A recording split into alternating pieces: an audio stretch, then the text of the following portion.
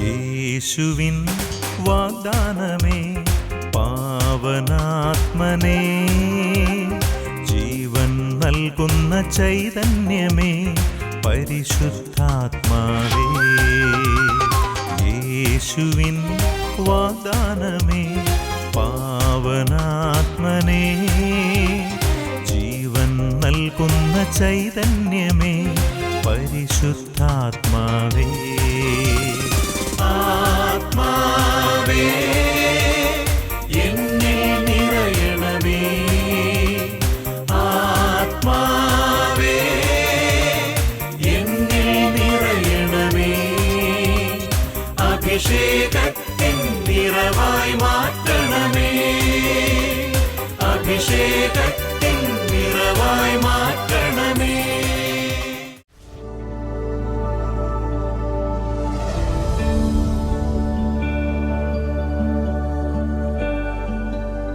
Ezekiel പ്രവാചകനിലൂടെ കർത്താവ് ഇപ്രകാരം പറയുന്നു: നഷ്ടപ്പെട്ടതിനെ ഞാൻ അന്വേഷിക്കും, വഴിതെറ്റിപ്പോയതിനെ ഞാൻ തിരികെ കൊണ്ടുവരും, മുറിവേറ്റതിനെ ഞാൻ വെച്ചുകെട്ടും, ബലഹീനമായതിനെ ഞാൻ ശക്തിപ്പെടുത്തും, കൊഴുത്തതിനെയും ശക്തിയുള്ളതിനെയും ഞാൻ സംരക്ഷിക്കും, ഞാൻ അവയെ പോറ്റും.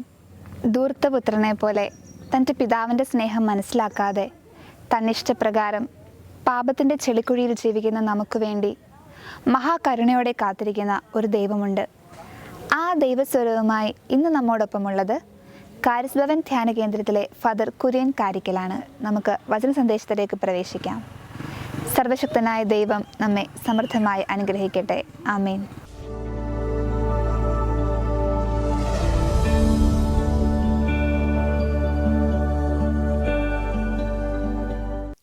ഈശോ മിശിഹായ്ക്ക് സ്തുതിയായിരിക്കട്ടെ. ഷെമ ഇസ്രായേൽ പ്രോഗ്രാമിൻ്റെ വചനവിരുന്നിലേക്ക് നിങ്ങളെ സന്തോഷത്തോടെ സ്വാഗതം ചെയ്യുന്നു. നമ്മളിന്ന് ചിന്തിക്കുന്ന വിഷയം അത് നമ്മെ ഒരു ആത്മശോധനയിലേക്ക് നയിക്കണം. നാം ചിന്തിക്കുന്ന വിഷയം, നമ്മുടെ ദൈവം നമ്മുടെ ഹൃദയത്തിലാണോ അധരത്തിലാണോ? അതല്ലെങ്കിൽ ദൈവത്തിന് നമ്മൾ സ്ഥാനം കൊടുത്തിരിക്കുന്നത് നമ്മുടെ ഹൃദയത്തിലാണോ അതോ വെറും അധരസേവയിലാണോ? 2-3 വചനങ്ങൾ ഈ ഒരു കാര്യം വ്യക്തമാക്കും. നമുക്ക് മത്തായിയുടെ സുവിശേഷം 15-ാം അധ്യായം 8-9 തിരുവചനങ്ങൾ. അവിടെ പറഞ്ഞിരിക്കുന്നൊരു കാര്യം, ഈ ജനം അധരം കൊണ്ടെന്നെ ബഹുമാനിക്കുന്നു, എന്നാൽ അവരുടെ ഹൃദയം എന്നിൽ നിന്നും വളരെ ദൂരെയാണ്. അതുകൊണ്ട് അവരുടെ ആരാധന വ്യർത്ഥമാണ്, അവരുടെ പ്രാർത്ഥന ഫലമണിയാത്തതാണ്. കാരണം ഹൃദയം കൊണ്ട് പ്രാർത്ഥിക്കാതെ അധരങ്ങൾ കൊണ്ട് മാത്രം അവർ പ്രാർത്ഥന നടത്തുന്നു. ജെറമ്യായുടെ പുസ്തകം 12-ാം അധ്യായം അതിൻ്റെ 2-ാമത്തെ വചനവും ഇതേ കാര്യം സൂചിപ്പിക്കുന്നുണ്ട്.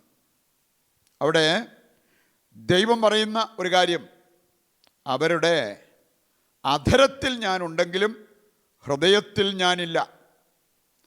ഹൃദയം ദൈവത്തിന് കൊടുക്കാതെ, ഹൃദയത്തിൽ ദൈവത്തിന് സ്ഥാനം കൊടുക്കാതെ പുറമെ എന്തെല്ലാം നമ്മൾ പറഞ്ഞാലും ഹൃദയം പരിശോധിക്കുന്ന കർത്താവ് അത് മനസ്സിലാക്കും. കർത്താവിനറിയാം നമ്മൾ സ്ഥാനം ദൈവത്തിന് കൊടുക്കുന്നത് ഹൃദയത്തിലാണോ അധരത്തിലാണോ. യെശയ്യായുടെ പുസ്തകം 29-ാം അധ്യായം അതിൻ്റെ 13-ാമത്തെ വചനമെടുത്താൽ ഇതേ കാര്യം യെശയ്യാ പ്രവാചകനും വിളിച്ചു പറയുന്നത് കാണാൻ സാധിക്കും. അധരം കൊണ്ട് ദൈവത്തെ സ്നേഹിക്കുന്നവർ, ദൈവത്തെ സേവിക്കുന്നവർ, എന്നാൽ ഹൃദയം കൊണ്ട് അത് ചെയ്യാൻ പറ്റാതെ പോകുന്ന വ്യക്തികൾ. ഇവിടെയെല്ലാം ഒരു കാര്യം ഉറപ്പാണ്, ദൈവം ആഗ്രഹിക്കുന്നത്, ഹൃദയം പരിശോധിക്കുന്ന ദൈവം ആഗ്രഹിക്കുന്നത് നമ്മുടെ ഹൃദയത്തിൽ ദൈവത്തിന് സ്ഥാനമുണ്ടാകണം എന്നുള്ളതാണ്. അതോട് ചേർത്ത് നമുക്ക് ചിന്തിക്കാൻ പറ്റുന്ന ഒരു കാര്യമാണ്, നമ്മുടെ പ്രാർത്ഥന നമ്മൾ ജീവിക്കണം. ജീവിതമില്ലാതെ നമുക്ക് പ്രാർത്ഥനകൾ ചൊല്ലാൻ പറ്റും.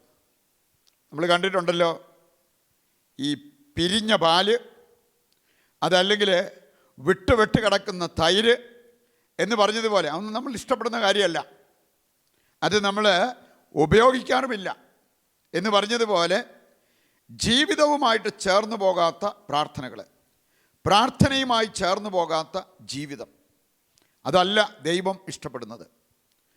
ഞാൻ ഓർക്കുന്നൊരു അമ്മച്ചിയെക്കുറിച്ച് പറഞ്ഞതാണ്. അമ്മച്ചിക്ക് സ്വയമായിട്ട് പള്ളിയിൽ പോകാൻ പറ്റില്ല, നടക്കാനും വണ്ടി കയറാനും ഒക്കെ ബുദ്ധിമുട്ടാണ്. പക്ഷേ വീട്ടിൽ നിന്ന് അവർ വണ്ടിയെ പോകുമ്പോൾ അമ്മച്ചിക്ക് പള്ളിയിൽ പോകാൻ പറ്റും. ഒരു ദിവസം അമ്മച്ചി ആഗ്രഹിച്ചു പള്ളിയിൽ പോകാൻ. മകനോട് പറഞ്ഞിട്ട് മകന് എന്തോ കാര്യങ്ങളൊക്കെ ഉണ്ടായിരുന്നു, പോകാൻ പറ്റിയില്ല. അമ്മച്ചിയെക്കുറിച്ച് പറഞ്ഞത്, അന്ന് രാവിലെ മുതൽ വൈകുന്നേരം വരെ അമ്മച്ചി ഇങ്ങനെ ഓരോന്നും പറഞ്ഞ് പരിഭവം പറയുകയും പിരാകുകയും ചെയ്തെന്നാണ് പറഞ്ഞു.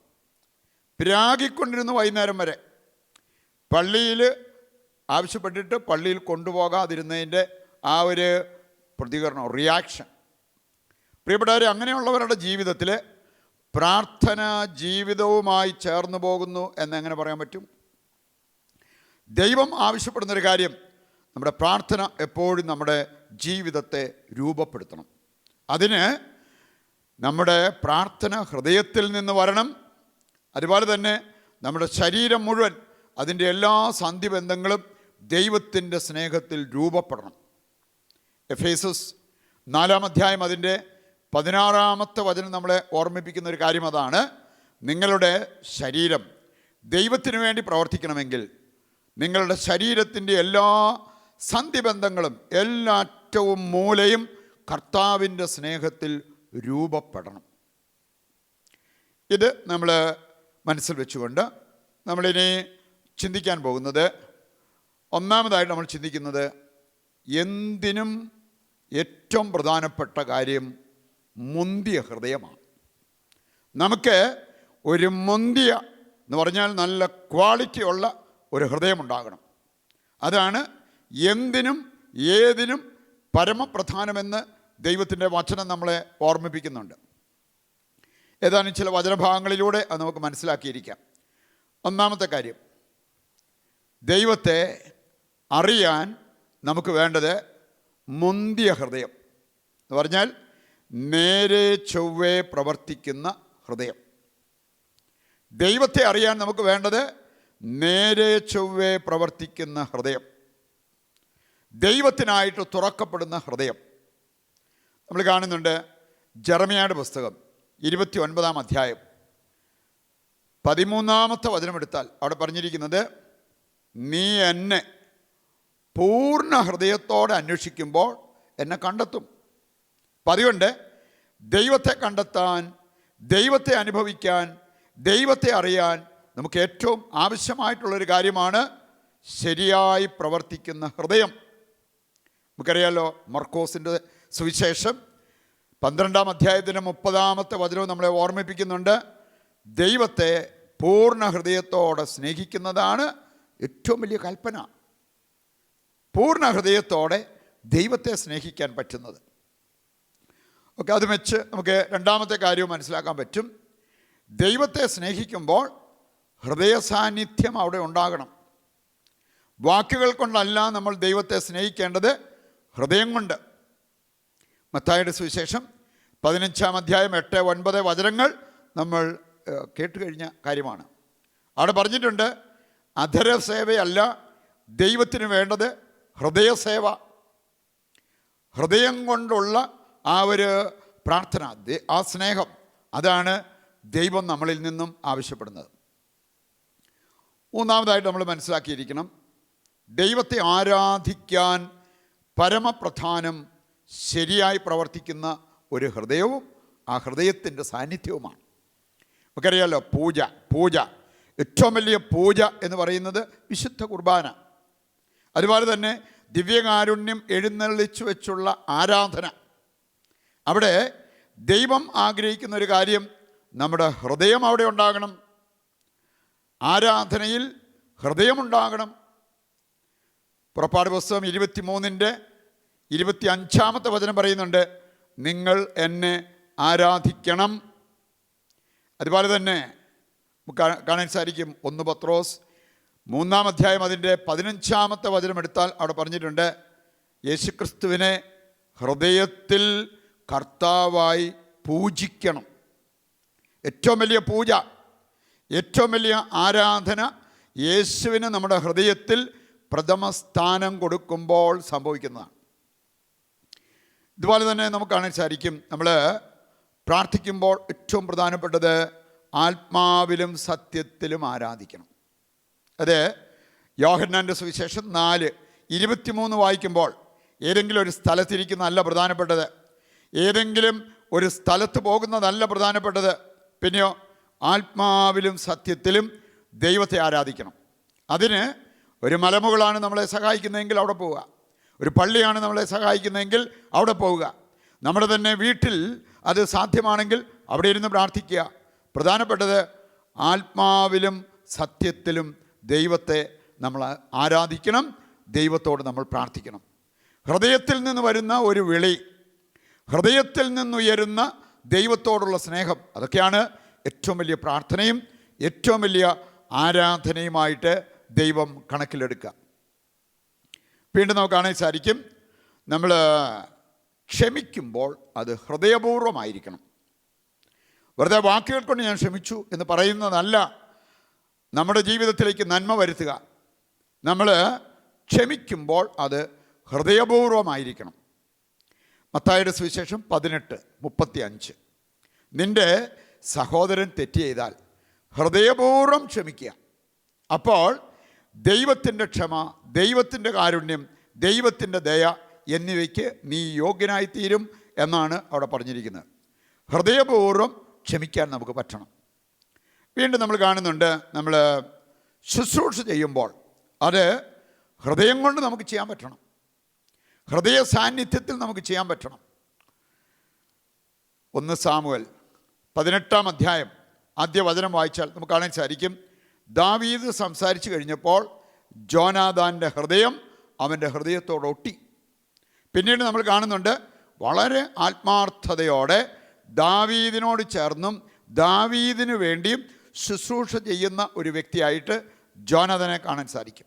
അപ്പം അതുകൊണ്ട് ഈ പറഞ്ഞ കാര്യങ്ങൾക്കെല്ലാം പ്രധാനപ്പെട്ടത് നമ്മുടെ ഹൃദയം ശരിയായി പ്രവർത്തിക്കണം എന്നുള്ളതാണ്. 1-2 വചനഭാഗങ്ങൾ നമ്മൾ ഓർത്തിരിക്കുന്നത് നല്ലതാണ്. 1 യോഹന്നാൻ 3-ാം അധ്യായം 21-ാമത്തെ വചനം പറയുന്നുണ്ട്, ഹൃദയം നമ്മെ കുറ്റപ്പെടുത്തുന്നില്ലെങ്കിൽ ദൈവസന്നിധിയിൽ നമുക്ക് അഭിമാനത്തോടെ നിൽക്കാൻ പറ്റും, ആത്മധൈര്യത്തോടെ നിൽക്കാൻ പറ്റും. ഹൃദയം നമ്മെ കുറ്റപ്പെടുത്തുന്നില്ലെങ്കിൽ. അതുപോലെ തന്നെ മത്തായി 6-ാം അധ്യായം 20-21 വചനം വായിക്കുമ്പോൾ, നിൻ്റെ നിക്ഷേപം എവിടെയോ അവിടെയായിരിക്കും നിൻ്റെ ഹൃദയം. അപ്പം അതുകൊണ്ട് ശരിയായ നിക്ഷേപം നമുക്കുണ്ടായിരിക്കുകയും നമ്മുടെ ഹൃദയം അതനുസരിച്ച് പ്രവർത്തിക്കുകയും ചെയ്യുമ്പോഴാണ് നമുക്ക് ആത്മധൈര്യം ഉണ്ടാകുന്നത്, ദൈവത്തിന് മുമ്പിൽ വലിയ സ്ഥാനമുണ്ടാകുന്നത്. രണ്ടാമതായിട്ട് നമ്മൾ മനസ്സിലാക്കിയിരിക്കേണ്ട ഒരു കാര്യം, ഹൃദയം ശരിയായാൽ പലതും ശരിയാവും. നമ്മുടെ ജീവിതത്തിൽ പല കാര്യങ്ങളും ശരിയാകാൻ നമുക്ക് ആവശ്യമായിട്ടുള്ളൊരു കാര്യം ഇതാണ്, നമ്മുടെ ഹൃദയം ശരിയാക്കുക. മർക്കോസ് 7-ാം അധ്യായം അതിൻ്റെ 14 മുതലുള്ള വചനഭാഗം വായിച്ചു കഴിഞ്ഞാൽ ഇത് കാണാൻ സാധിക്കും. നമ്മൾ ചെയ്യുന്ന പല കാര്യങ്ങളും ഉത്ഭവിക്കുന്നത് നമ്മുടെ ഹൃദയത്തിൽ നിന്നാണ്. ദുഷ്ചിന്ത, കൊലപാതകം, പരസംഗം, വ്യഭിചാരം, മോഷണം, അങ്ങനെ വലിയൊരു ലിസ്റ്റ് കൊടുത്തിട്ടുണ്ട്. ഇതെല്ലാം ഉത്ഭവിക്കുന്നത് ഹൃദയത്തിൽ നിന്നാണ്. എന്ന് പറഞ്ഞാൽ ഹൃദയം ശരിയല്ലാത്തത് കൊണ്ട്, ആ ഹൃദയം ശരിയായാൽ മറ്റു കാര്യങ്ങളെല്ലാം ഭംഗിയായിട്ട് നടക്കും. ഞാനൊരു സംഭവം കേട്ടതാണ്. ഒരു സഹോദരി ഹാർട്ടിന് അതിൻ്റെ ഭിത്തിക്ക് വൈറൽ അറ്റാക്ക് വന്നിട്ട് മെഷീൻ്റെ ആ സഹായത്തോടു കൂടിയാണ് ഹാർട്ട് പ്രവർത്തിച്ചത്. ഡോക്ടർമാർ പറഞ്ഞത് ഈ ഹാർട്ട് തനിയെ പ്രവർത്തിക്കുന്നില്ലെങ്കിൽ കുറച്ച് കഴിഞ്ഞാൽ ബാക്കി എല്ലാ അവയവങ്ങളും ഡാമേജ് ആവും, അതിന് കേടുവരും. അപ്പം അതുകൊണ്ട് ഒന്നുകിൽ ഹൃദയം മാറ്റിവെക്കണം, അതല്ലെങ്കിൽ ഈ ഹൃദയം സാധാരണ പോലെ പ്രവർത്തിക്കണം. അതിനുവേണ്ടി പ്രാർത്ഥനാ സഹായം ചോദിച്ചു വന്ന ഒരു കുടുംബത്തെ എനിക്കറിയാം. അപ്പോൾ ഹൃദയം നോർമലായിട്ട് പ്രവർത്തിക്കുന്നില്ലെങ്കിൽ അത് ബാക്കി അവയവങ്ങളെയൊക്കെ ബാധിക്കും. എന്ന് പറഞ്ഞ പോലെ ഹൃദയം ശരിയല്ലെങ്കിൽ പല കാര്യങ്ങളും, നമ്മൾ ചെയ്യുന്ന പല കാര്യങ്ങളും നമ്മുടെ ജീവിതത്തിൽ ശരിയാകാതെ പോകും. പ്രിയപ്പെട്ടവരെ, ഇത് മനസ്സിൽ വെച്ചുകൊണ്ട് മൂന്നാമത്തെ കാര്യം, നല്ല ഒരു ഹൃദയത്തിൻ്റെ ചില സൂചനകൾ, ഹൃദയത്തിൻ്റെ മാറ്റുരയ്ക്കപ്പെടും. നല്ല ഒരു ഹൃദയമാണോ നമ്മുടെ ഹൃദയം എന്നുള്ളത് സൂചിപ്പിക്കുന്ന ചില വചനഭാഗങ്ങളിലൂടെ പെട്ടെന്ന് നമ്മളൊന്ന് കടന്നു പോകുന്നത് നല്ലതാണ്. ഒന്നാമത്തെ കാര്യം, വെടിപ്പുള്ള ഹൃദയം. ഹെബ്രായ ലേഖനം 10:22 വചനവും 12:24 വായിച്ചാൽ നമ്മുടെ ഹൃദയം വിശുദ്ധിയുള്ള വെടിപ്പുള്ള ഹൃദയമായിരിക്കണം. രണ്ടാമത്തെ കാര്യം, ഉറപ്പുള്ള ഹൃദയം. ചഞ്ചലിക്കുന്ന ഹൃദയമല്ല. പ്രഭാഷകൻ 2:2 പറഞ്ഞിട്ടുണ്ട്, നിങ്ങളുടെ ഹൃദയം അചഞ്ചലമായിരിക്കട്ടെ. ദൈവത്തിൽ ഉറപ്പിക്കപ്പെട്ട ഹൃദയമായിരിക്കണം നമ്മുടെ ഹൃദയം. മൂന്നാമത്തെ കാര്യം, പഠിപ്പുള്ള ഹൃദയം എന്ന് പറഞ്ഞാൽ ജ്ഞാനമുള്ള ഹൃദയം. സുഭാഷിതങ്ങൾ 23:15 വായിച്ചാൽ ഹൃദയത്തിൽ ജ്ഞാനമുള്ളതായിട്ട് ദൈവം കാണുമ്പോൾ ദൈവത്തിൻ്റെ ഹൃദയം സന്തോഷിക്കും. അപ്പം അതുകൊണ്ട് പഠിപ്പുള്ള അറിവുള്ള ഒരു ഹൃദയമായിരിക്കണം നമ്മുടേത്. മറ്റൊന്ന്, തുടിപ്പുള്ള ഹൃദയം, ദൈവത്തിന് വേണ്ടി തുടിക്കുന്ന ഹൃദയം. ജെറമിയായുടെ പുസ്തകം വായിച്ചു കഴിഞ്ഞാൽ നമുക്ക് കാണാൻ സാധിക്കും 31:20 പറയണത് ദൈവത്തിൻ്റെ ഹൃദയം നമുക്ക് വേണ്ടി തുടിക്കുന്ന ഹൃദയമാണ്. സങ്കീർത്തനം 42:1-2 വചനങ്ങൾ വായിക്കുമ്പോൾ നീർച്ചാൽ തേടുന്ന മാൻപേട പോലെ സങ്കീർത്തകൻ്റെ ഹൃദയം കർത്താവിന് വേണ്ടി തുടിക്കുന്നു. അങ്ങനെ തുടിപ്പുള്ള ഒരു ഹൃദയമായിരിക്കണം നമ്മുടെ ഹൃദയം. മറ്റൊന്ന്, അടപ്പുള്ള ഹൃദയം എന്ന് പറഞ്ഞാൽ ചിലയിടത്ത് ഹൃദയം തുറക്കണം, ചിലയിടത്ത് ഹൃദയം അടയ്ക്കണം. നന്മയുടെ മുമ്പിൽ ഹൃദയം തുറക്കണം, തിന്മയുടെ മുമ്പിൽ ഹൃദയം അടയ്ക്കാൻ നമുക്ക് പറ്റണം. സങ്കീർത്തനം 15:2 വായിച്ചു കഴിഞ്ഞാൽ അവിടെ നമുക്ക് കാണാൻ സാധിക്കും, ഹൃദയം തുറന്ന് സത്യം പറയാൻ പറ്റുന്നവരെയാണ് ദൈവം ഇഷ്ടപ്പെടുന്നത്, ദൈവം അനുഗ്രഹിക്കുന്നത്. മറ്റൊന്ന്, ആനന്ദമുള്ള ഹൃദയം. സങ്കീർത്തനം 13:5 ആനന്ദമുള്ള ഹൃദയത്തെക്കുറിച്ച് പറയുന്നുണ്ട്. മറ്റൊന്ന്, വിശുദ്ധിയുള്ള ഹൃദയം. 1 തെസ്സലോനിക്ക 3:13 വിശുദ്ധിയുള്ള ഹൃദയത്തെക്കുറിച്ചാണ് പറഞ്ഞിരിക്കുന്നത്. മറ്റൊന്ന്, പ്രകാശമുള്ള ഹൃദയം. 2 കൊറിന്തോസ് 4:6 ലൂക്കായുടെ സുവിശേഷം 11:36 വായിച്ചു കഴിഞ്ഞാൽ നമ്മുടെ ശരീരം മുഴുവൻ പ്രകാശത്തിലായിരിക്കണം. അങ്ങനെയെങ്കിൽ നമ്മുടെ ഹൃദയം എപ്പോഴും പ്രകാശമുള്ള ഹൃദയമായിരിക്കണം. അടുത്തത്, നന്മ നിറഞ്ഞ ഹൃദയത്തെക്കുറിച്ച് പറഞ്ഞിരിക്കുന്നത് കാണാൻ പറ്റും.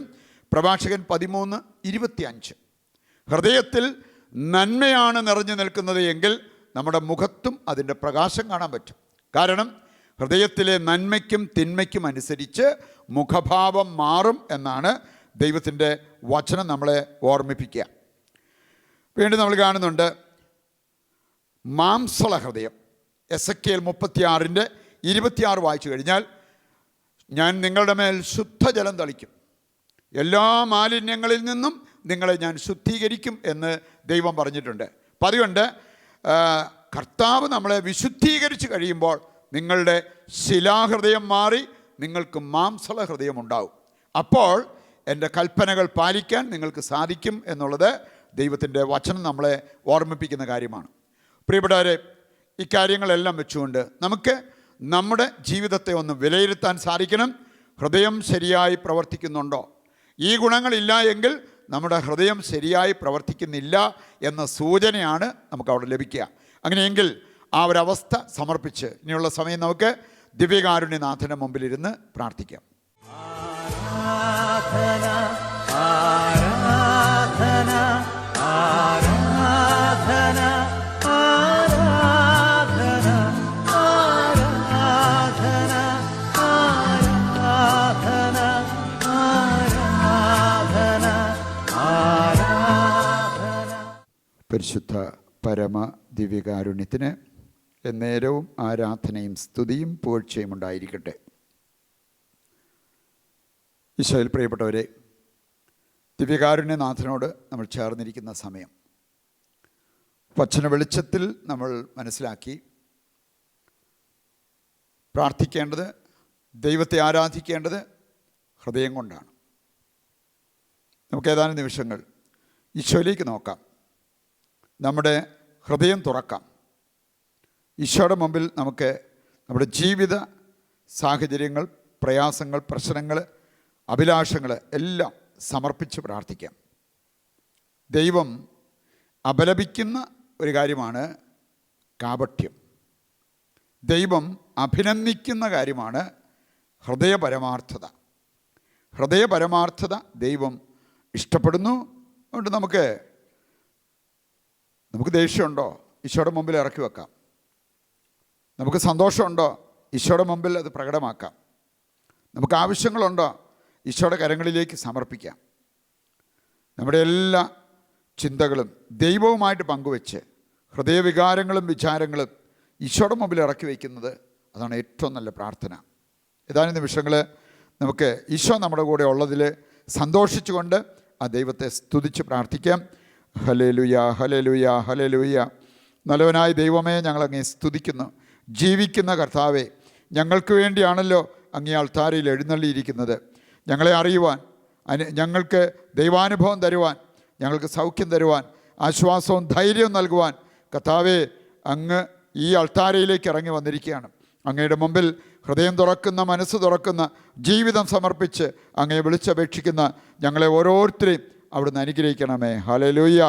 യേശുവേ നന്ദി, യേശുവേ സ്തുതി. പ്രിയപ്പെട്ടവരെ, നമ്മുടെ കർത്താവ് ഹൃദയം പരിശോധിക്കുന്നവനാണ്. നല്ല ഹൃദയത്തിൻ്റെ ചില സൂചനകൾ നമ്മൾ കണ്ടു. ഈ ആരാധനയിൽ നമ്മൾ പ്രത്യേകമായിട്ട് പ്രാർത്ഥിക്കാൻ പോകുന്നത് ഏതെങ്കിലും രോഗം ബാധിച്ച അവസ്ഥ, ഹൃദയത്തിന് രോഗം ബാധിച്ച അവസ്ഥയുണ്ടോ എന്ന് നമ്മൾ കണ്ടെത്തും. ആ മേഖലകൾ സമർപ്പിച്ച് നമ്മൾ പ്രാർത്ഥിക്കുമ്പോൾ അതോടുകൂടി നമുക്ക് വേണ്ട സൗഖ്യങ്ങളും അനുഭവങ്ങളും ഉണ്ടാകും. നമ്മുടെ ഹൃദയം കഠിനമാണോ? 1 സാമുവേൽ 25:37 പറയുന്നുണ്ട്, ഹൃദയം കഠിനമായാൽ ശിലാതുല്യമാകും. നമുക്ക് വേണ്ടത് മാംസള ഹൃദയം. ആഗ്രഹിച്ച് പ്രാർത്ഥിക്കാം. നമ്മുടെ ഹൃദയം അത്യാഗ്രഹം നിറഞ്ഞ ഹൃദയമാണോ? അങ്ങനെ ഉള്ള ഹൃദയത്തെക്കുറിച്ച് 2 പത്രോസ് 2:14 നമ്മൾ കാണുന്നുണ്ട്. അത്യാഗ്രഹം നിറഞ്ഞ ഹൃദയം. നമുക്കതിൻ്റെ ആവശ്യമില്ല. നമുക്ക് ആവശ്യമായതെല്ലാം ദൈവം തരും. അതെടുത്ത് അതിൽ സംതൃപ്തരായിട്ട് മുമ്പോട്ട് പോകാൻ നമ്മൾ പഠിക്കണം. വഞ്ചിക്കുന്ന ഹൃദയം കർത്താവ് വെറുക്കുന്നതാണ്. ഒരു കാരണവശാലും നമ്മൾ ആരെയും വഞ്ചിക്കരുത്. നമ്മൾ കാണുന്നുണ്ട് ഹോസിയയുടെ പുസ്തകം 10:2, അവരുടെ ഹൃദയം വഞ്ചന നിറഞ്ഞതാണ്. അങ്ങനെയുള്ളൊരു ഹൃദയമായിരിക്കരുത് നമ്മുടെ ഹൃദയം.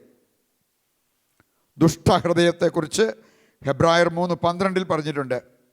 ദുഷ്ടഹൃദയം അത് ഒരുവനെ നശിപ്പിക്കും.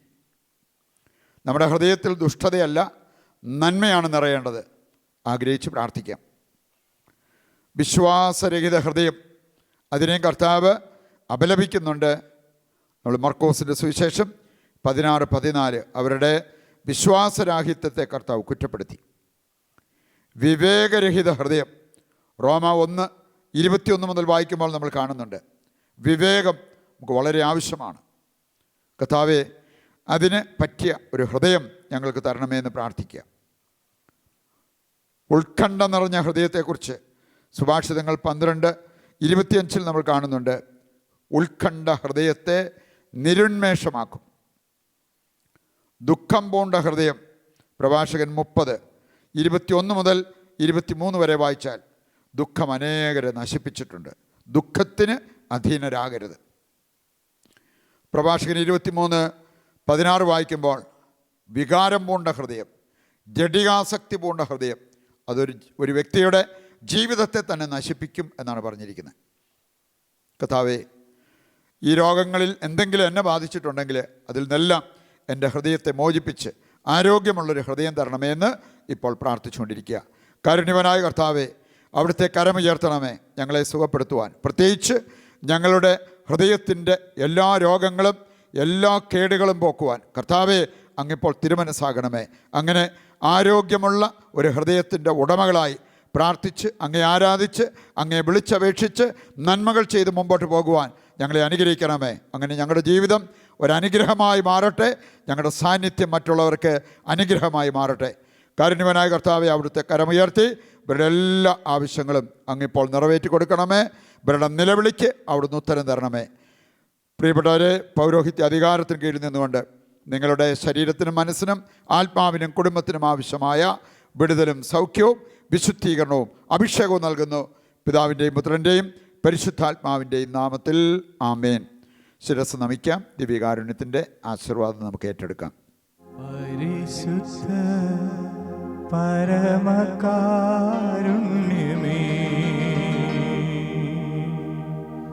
ഉള്ളിൽ അലിയുവാൻ വരണേ.